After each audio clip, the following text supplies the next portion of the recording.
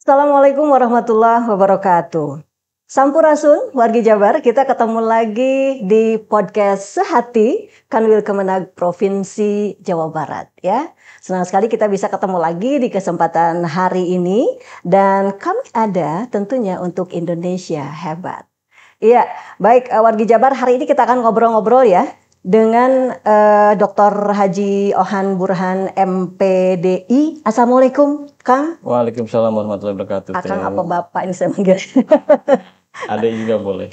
Oh ade, baiklah. Akang aja lah ya, Akang. biar lebih enak ngobrolnya.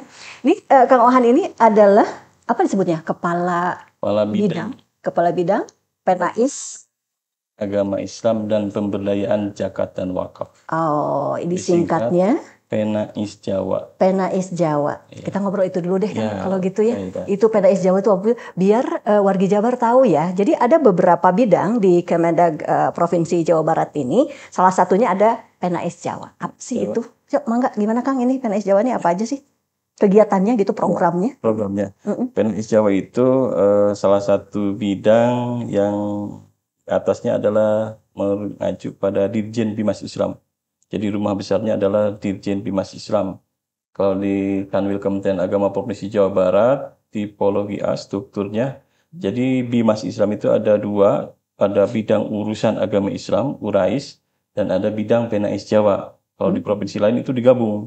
Kalau di Jawa Barat dipisah dua Dipisah itu. dua itu. Oh. Kalau di Jawa Barat karena tipologi A dipisah. Tipologi A itu maksudnya? Struktur Strukturnya? yang besar lah, karena jumlah penduduk Jawa Barat kan hampir 50 juta, kabupaten kota juga ada 27. Kalau di provinsi yang kecil Iya. seperti NTT, Bangka Belitung itu hanya satu bidang. Jadi masih memungkinkan Ya. untuk dua bidang di dalam satu ini ya. Di dalam satu bidang ya. Baik, oke. Bidang Penais ini mempunyai tusi yaitu memberikan pelayanan, bimbingan, serta pengelolaan sistem informasi di bidang penerangan agama Islam, zakat dan wakaf sesuai dengan kebijakan teknis dari Kepala Kantor Kementerian Agama Provinsi Jawa Barat. Jadi kita salah satunya ada pengelolaan zakat sistem wakaf informasi juga. zakat wakaf.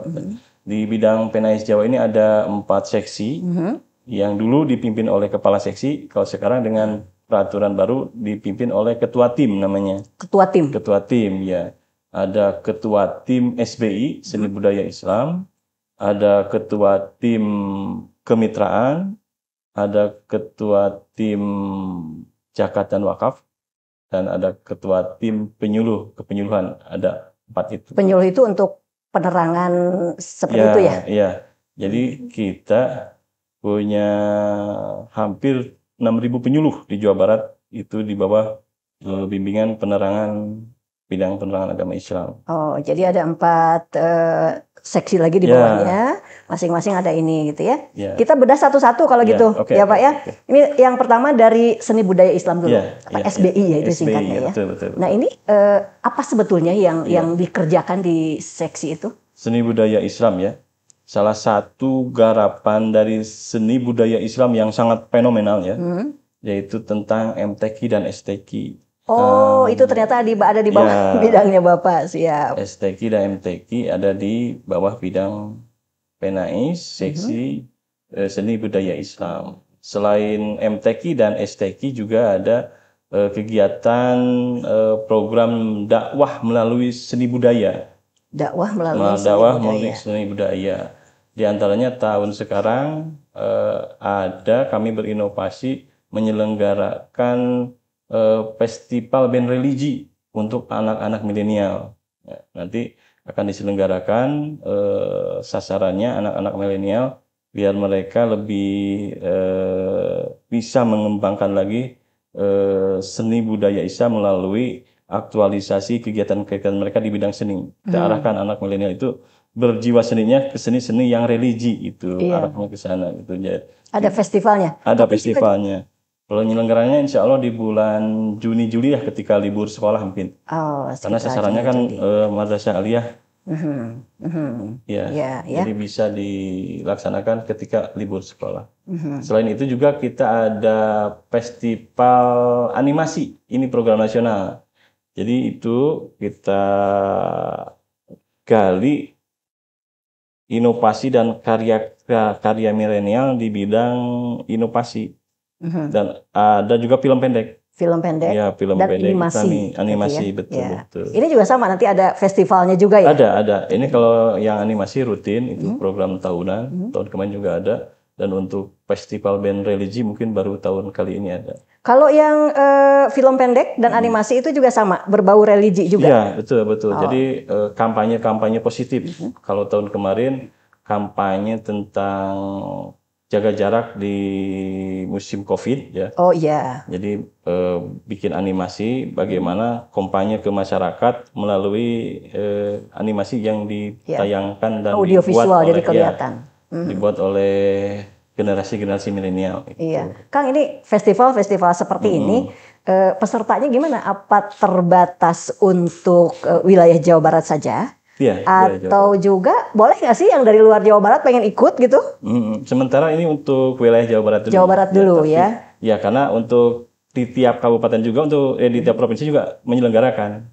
Jadi ini ada event nasionalnya. Jadi kita di Jawa Barat jaring dulu di tingkat Jawa Baratnya, nanti juara Jawa Barat kita tandingkan di tingkat nasional. Oh, ternyata di tingkat nasional juga ada sama menyelenggarakan. Ada.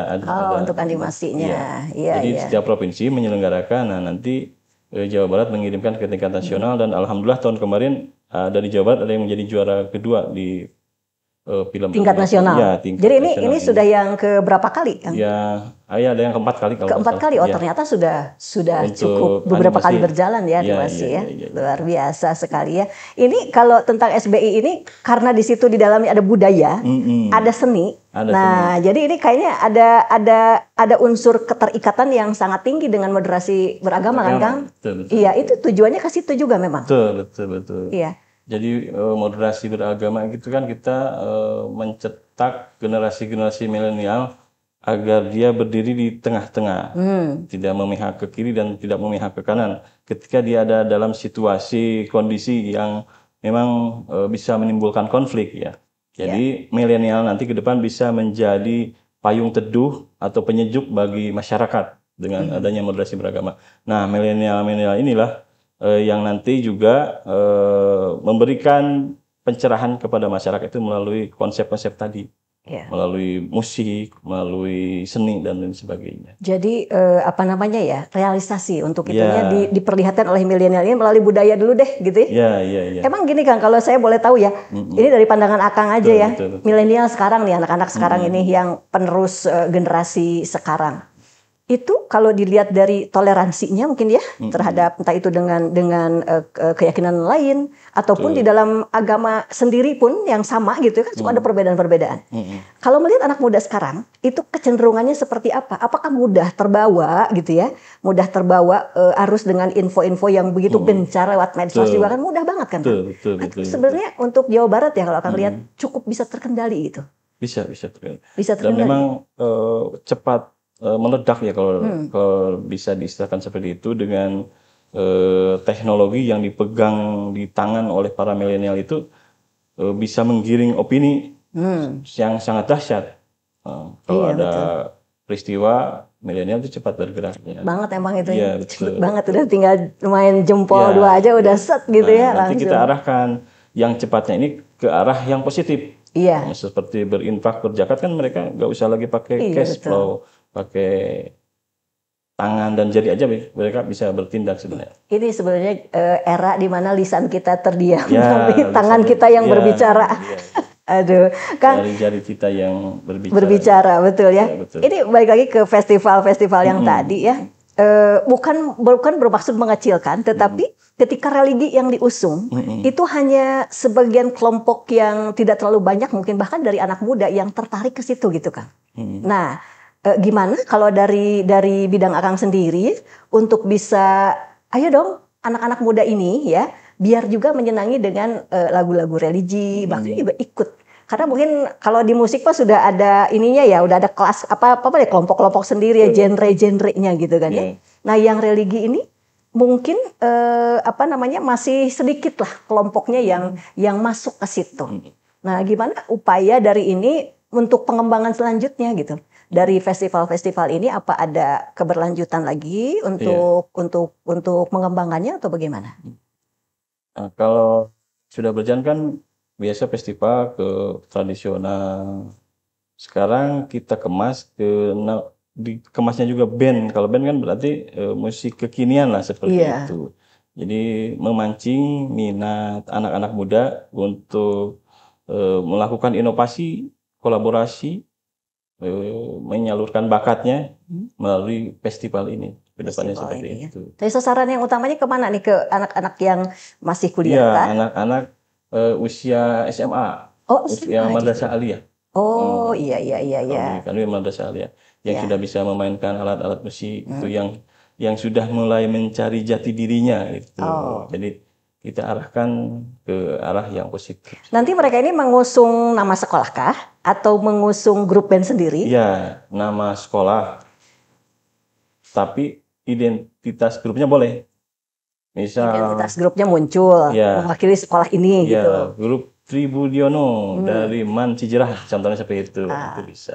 Ini yang perempuan laki-laki terpisah atau? Terpisah, bisa ada kelasnya nanti. Jadi ada 2 kategori berarti ya? Ada kategori siswa man, ada juga kategori umum yang remaja. Yang tidak sekolah pun boleh, asal usianya usia remaja. Asal usianya masuk usia ke remaja, kategori yang dicari. Nanti kan ada persaingannya. Kalau dengan yang senior kan pasti akan ada beda kelas. Untuk yang film pendek dan animasi juga sama? Sama ke situ. Untuk usia-usia sekolah aliyah, madrasah aliyah. Oh iya, menarik ya warga Jabar ya. Siapa tahu nih nanti kalau ada yang tertarik untuk ikut boleh ya segera. Pendaftaran segala macam ke Kanwil Kemenang Jabar. Ini juga dalam rangka mengaktualkan madrasah aliyah yang ada di Jawa Barat biar tidak ketinggalan dengan sekolah-sekolah umum yang lainnya. Oh iya betul. Iya. Jadi bisa bersaing. Iya bisa bersaing. Robotik sudah hadir dari madrasah-madrasah aliyah, animasi juga udah hadir dari madrasah-madrasah aliyah. Jadi madrasah aliyah itu sudah luar biasa lah. Iya betul. Hampir setara dengan. Mungkin kalau warga Jabar agak berpikiran bahwa aduh anak-anak aliyah kayaknya buku tatnya di situ aja. Ternyata hebat ya, udah bisa bikin animasi, bisa bikin film pendek. Bikin robot juga ada. Bikin robot juga sudah ada ya? Sudah ada. Oh, kenapa enggak? Jadi nanti bisa ikut lomba-lomba yang tingkatnya lebih tinggi lagi. Betul. Udah nasional, internasional luar biasa ya. Betul. Baik, itu di bidang seni budaya ya Kang ya? Iya. Kemudian kalau kemitraan gimana Kang? Nah, kemitraan itu kaitannya dengan ormas-ormas yang ada di Provinsi Jawa Barat. Di Muhammadiyah, NU, Persis, Al-Wasliyah, PUI, Al-Irsyadiyah, Matlabul Anwar. Itu kita bermitra dengan semua ormas-ormas tersebut. Makanya disebut dengan seksi kemitraan. Jadi kita mengeratkan diri karena pemerintah itu wajib mengayomi semua agama, apalagi ini organisasi Islam. Iya. Jadi semua organisasi kita payungi bersama, kita kolaborasi bersama dengan mereka. Ormas ini, karena mungkin ada juga ormas yang tidak kita kenal gitu Kang ya. Apakah dia harus mendaftarkan diri dulu ke sini untuk kita datang lah, maksudnya dia datang ke Kemenag sini kemudian menyampaikan bahwa Pak, kami punya ormas ini, mohon kami juga bisa masuk ke dalam ruang lingkup yang bisa dipayungi oleh Kemenag, begitukah atau gimana? Atau dari Kemenag sendiri yang ini? Ormas Islam ya? Iya, ormas Islam betul. Bukan ormas yang umum. Bukan. Jadi ormas-ormas yang sudah diakui keabsahannya oleh pemerintah, baik pemerintah provinsi maupun pemerintah pusat. Ada lembaganya, ada kadernya, ada jamaahnya, ada thariqahnya, dan ada program-program. Jadi organisasinya memang harus yang legal. Ya, harus yang legal. Harus yang diakui secara legal, dia lengkap legalitas semuanya, sehingga baru bisa ini ya. Ada struktur dari pusat sampai ke daerah. Oh iya, jadi harus begitu. Kalau menyikapi banyak ormas-ormas juga mungkin ya yang muncul nih Kang ya, yang tidak seperti itu, legalitas tidak ada dan lain sebagainya, ini gimana sikap dari Kemenag sendiri? Ya, sikap dari Kemenag sendiri itu sama dengan sikap pemerintah pusat. Ya, jadi tidak mengakomodir ormas-ormas yang berseberangan dengan pemerintah, tidak memfasilitasi bahkan tidak memberikan pembinaan terhadap ormas-ormas dalam tanda petik yang berseberangan dengan pemerintah ya, baik dari sisi politis dan lain sebagainya. Nah itu kan ditakutkan begitu ya, betul. Ketika ada sekelompok masyarakat yang kemudian membawa pola pikir yang jauh gitu ya, Betul. dan menyimpang malah gitu ya. Ini kan yang kita khawatirkan. Betul. Tapi soal ketahuan aja Kang ya. Iya. Nah kalau misalnya ada yang seperti itu, ketahuan nih, ada sekelompok masyarakat yang seperti itu. Tindakan yang biasanya dilakukan oleh PNAI sendiri, apa yang pertama dilakukan itu? Ya. Kita memberikan himbauan saja ya. Soalnya kalau untuk tindakan itu ada petugas yang berwenangnya, tindakan hukumnya. Tapi dari sisi administrasinya, izin ormas itu kan bukan ke Kementerian Agama, tapi ke Kemenkumham dan ke Kesbangpol dan lain sebagainya. Kita dari sisi struktur hanya memberikan pelayanan kepada ormas-ormas yang sudah resmi, yang sudah berizin. Ya, seperti itu. Oh iya, takutnya pengikutnya dulu banyak juga. Iya. Kalau zaman sekarang ini, aduh ya Allah, kadang-kadang suka tiba-tiba muncul, ngaku-ngaku nabi, pengikutnya banyak, kayak gitu Kang ya. Kan agak-agak ngeri juga gitu ya wargi Jabar kalau kita ketemu yang seperti itu. Tapi ikut juga untuk bisa mencobalah setidaknya menarik kembali ya pengikut-pengikut ini untuk kembali ke jalan yang benar gitu. Betul. Bidang urais. Bidang urais ada bidang paham keagamaan. Jadi gitu ya. Bukan bidang teknis. Baik ya. Kemudian masuk ke yang seksinya zakat wakaf. Zakat wakaf. Ya, zakat wakaf ini gimana? Zakat wakaf ini mengelola zakat semua ASN Kementerian Agama kolaborasi dengan Basnas dan menertibkan harta benda wakaf yang ada di Jawa Barat. Contohnya harta benda wakaf yang ada di Jawa Barat. Iya. Contohnya sekarang kita sedang melaksanakan kegiatan proyek nasional kan, jalan tol, Bekasi Depok atau jalan tol Cisundawu. Itu ada tanah-tanah wakaf yang imbas kena proyek nasional tersebut. Kita sesuai arahan dari BWI dulu, kalau sudah disarankan oleh BWI untuk di sidang pleno kan di Kementerian Agama, baru kita keluarkan fatwanya. Fatwa bahwa itu sudah sah tanah wakaf. Jadi membetulkan tanah-tanah wakaf yang terkena proyek nasional diantaranya seperti itu. Kalau di teknisnya itu ada pejabat pembuat akta ikrar wakaf itu yang ada di KUA. KUA itu ya. KUA itu. Nah untuk tanah-tanah yang terkena proyek-proyek nasional gitu ya Kang ya, tanah wakaf, tanah wakaf ini kita garis lurusi, garis bawahi tanah wakaf ya. Ini apakah kemudian diwakafkan kembali untuk penggunaan jalan tol atau bagaimana sih? Atau ada nanti ada penggantian istilahnya ya. Kemudian dia mencari lagi tanah yang lain untuk membuat meneruskanlah yang sudah ada gitu. Jadi tanah wakaf itu harus diganti, kalau tanah harus diganti dengan tanah lagi. Tanah diganti dengan tanah lagi. Bangunan harus diganti dengan bangunan lagi. Kalau misal seperti tidak dikonversi dengan uang? Tidak dikonversi dengan uang. Seperti di Bandung Barat ada musola yang kena dampak pembangunan kereta cepat ya. Itu diganti lagi dengan masjid lagi seperti itu. Tapi harus masih di wilayah itu. Ya, minimal nilainya sama atau bagusnya lebih gitu. Lebih bagus dari yang sebelumnya seperti itu. Di daerah sana sesuai dengan kesepakatan nazir yang mewakaf. Iya. Jadi penggantiannya seperti itu lebih jelas lah ya. Lah kalau di daerah itu ternyata susah cari tanahnya misalnya gitu Kang ya. Bisa tidak keluar daerah, misalnya keluar kabupaten itu misalnya adanya tanahnya ternyata di misalnya yang tadi itu di wilayah Cianjur misalnya ya. Betul. Ternyata di wilayah Cianjur agak susah nih cari tanah gitu, tidak ada yang menjual dan lain sebagainya, kan agak susah juga cari penggantiannya. Boleh nggak melipir ke kabupaten yang lain gitu? Ini harus diajas manfaat. Ajas manfaat maksudnya? Jadi kan seperti masjid, pasti kan masjid dimanfaatkan oleh warga sekitar. Pasti masjid itu harus ada lagi di wilayah sekitar. Harus di situ lagi. Kalau ajas manfaatnya seperti itu. Tapi kalau kesepakatan nazir seperti kasus yang Depok itu asal kesepakatan bisa. Ada lahan yayasan di Depok itu terkena dampak pembangunan itu, nyari di Depok ada, asal kesepakatan nazir bisa.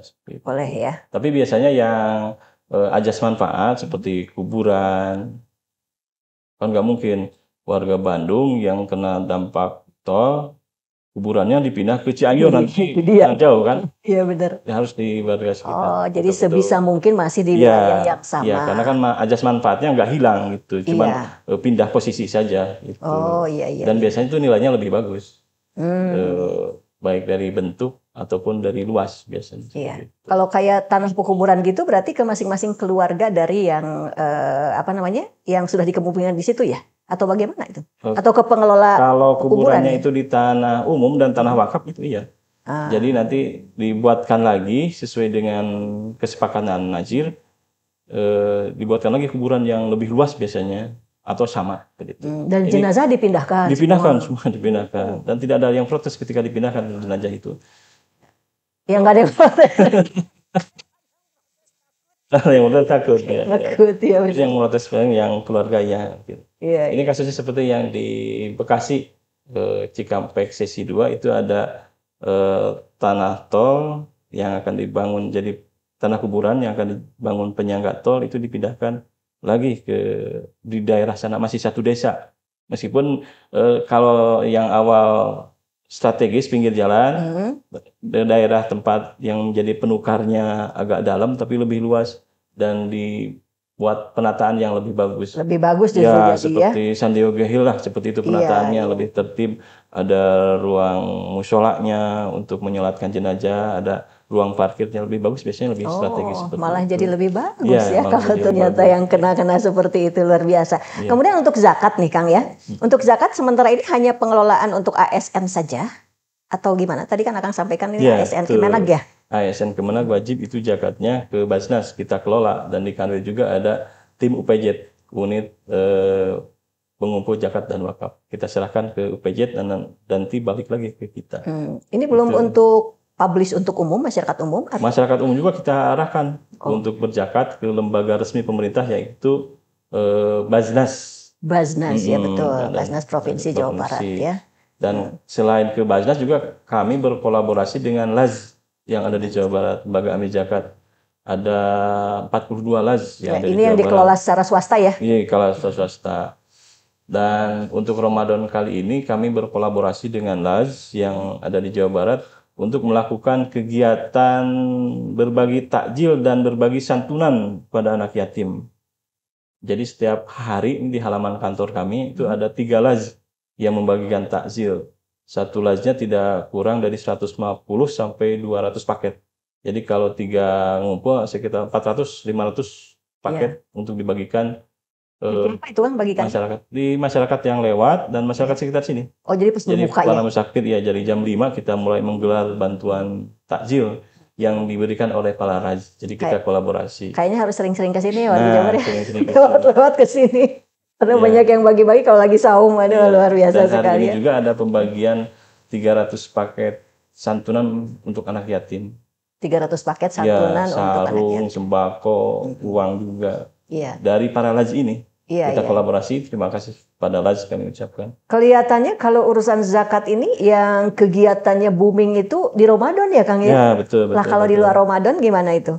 Nggak terlalu nggak terlalu sibuk kali atau bagaimana? Betul, nggak terlalu sibuk. Karena di Ramadan itu kan ada zakat fitrah yang memang harus dikeluarkan di bulan Ramadan kan. Betul. Ya, dan juga karena nilai pahalanya mungkin masyarakat melihat di bulan Ramadan kan dilipat gandakan pahalanya itu, ya mungkin tertarik memberikan zakat infak sedekahnya di bulan Ramadan. Iya. Tapi kami berharap tidak di bulan Ramadan saja. Iya betul Kang. Mudah-mudahan menjadi kebiasaan di bulan Ramadan selama sebulan ini menjadi kebiasaan yang akan dilaksanakan lagi di bulan-bulan berikutnya. Harusnya meramadankan bulan-bulan lain di luar Ramadan. So, tahu gitu warga Jabar. Ini harus jadi pendidikan lah di bulan Ramadan ini. Mudah-mudahan terbiasa ke depan. Siap. Itu tentang zakat dan wakaf ya warga Jabar. Selanjutnya masih ada satu seksi lagi nih yang penyuluh itu tadi. Penyuluh, iya. Ya betul. Gimana itu Kang?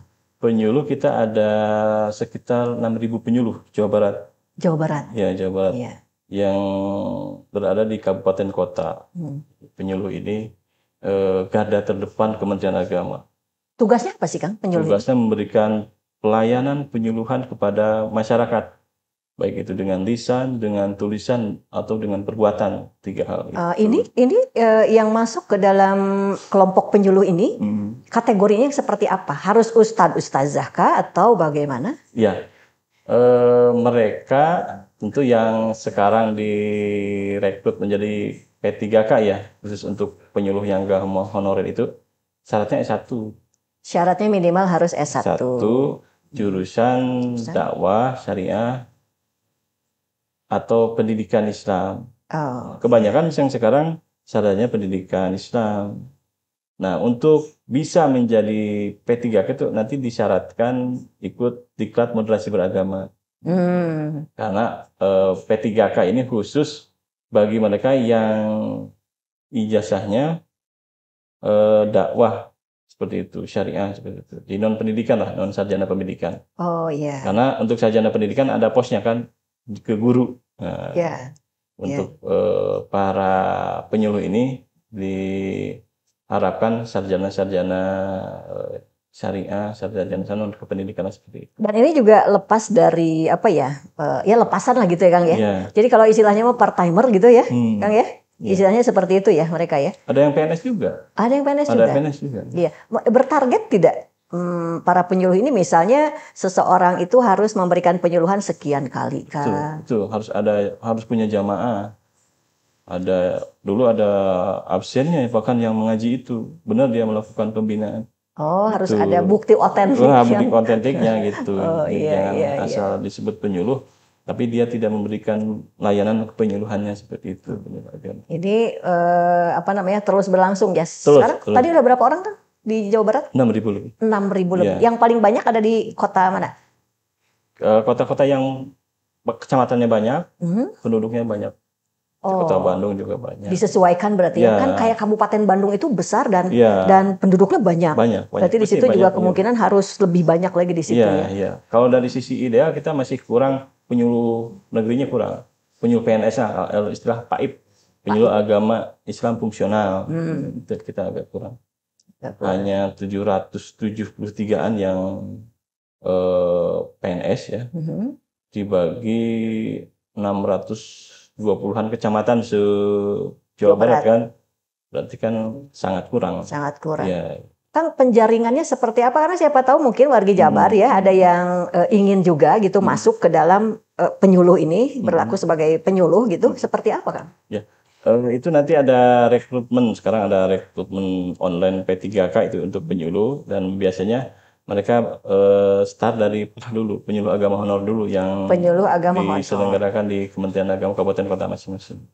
Jadi melalui Kementerian Agama Kabupaten Kota. Kementerian Agama Kabupaten Kota masing-masing gitu ya. Jadi nanti kalau yang provinsi tinggal melihat aja. Ya, betul. Baik, itu biasanya untuk rekrutmennya setiap tahunkah ada atau? Tahun ini ada. Jadi lihatnya di mana ya? Di ini aja di websitenya kan? Website Kementerian Agama juga. Berarti harus rajin-rajin ya. Rajin-rajin lihat ketika ada pengumuman rekrutmen nih untuk penyuluh, ikut langsung, ya kan? Baik, Kang Ohan, terima kasih banyak, luar biasa sekali ya wargi Jabar. Jadi sekarang kita sudah tahu ya bagaimana Penais Jawa ini menangani apa saja. Tadi ada 4 ya yang dibawahi oleh bidang ini. Yang pertama mengenai seni budaya Islam, kemudian yang kedua mengenai kemitraan ini untuk ormas-ormas Islam ya. Kemudian juga untuk urusan zakat dan wakaf ya. Lalu juga untuk penyuluh. Nah, tadi sudah dijelaskan. Mudah-mudahan apa yang disampaikan tadi itu kita jadi tahu. Oh, ternyata urusan ini ada yang membawahi gitu ya. Ada yang mengawasi gitu ya. Ada yang membidangi. Nah, seperti itulah. Baik, sampai di sini kebersamaan kita dalam podcast Sehati kali ini. Kita pamit dulu. Terima kasih banyak atas kebersamaannya. Sekali lagi Kang Ohan hatur nuhun pisan ya. Terima kasih untuk wargi Jabar. Ya, kita begini dulu Kang. Sehati ya, podcast Sehati. Terima kasih banyak ya. Sampai jumpa lagi. Assalamualaikum warahmatullahi wabarakatuh. Waalaikumsalam warahmatullahi wabarakatuh.